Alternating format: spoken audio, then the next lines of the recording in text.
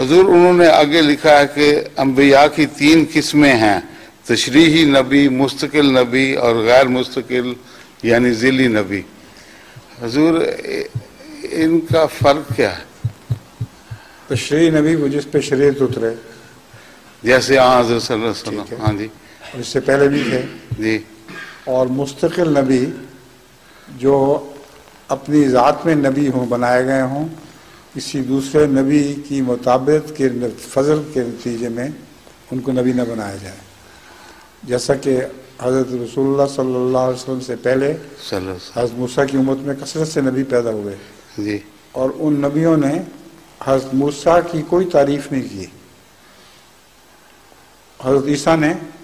کسی ایک جگہ بھی حضرت موسیٰ کی تعریف کی ہو تو مجھے دکھائیں۔ جی، اس کا مطلب یہ ہے کہ موسیٰ کے عشق کی وجہ سے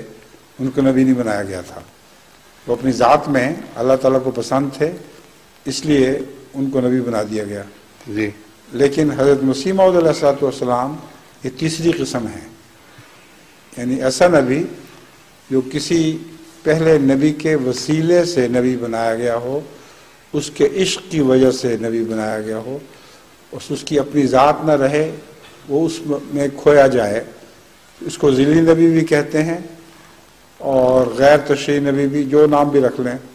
مگر یہ قسم پہلے موجود نہیں تھی۔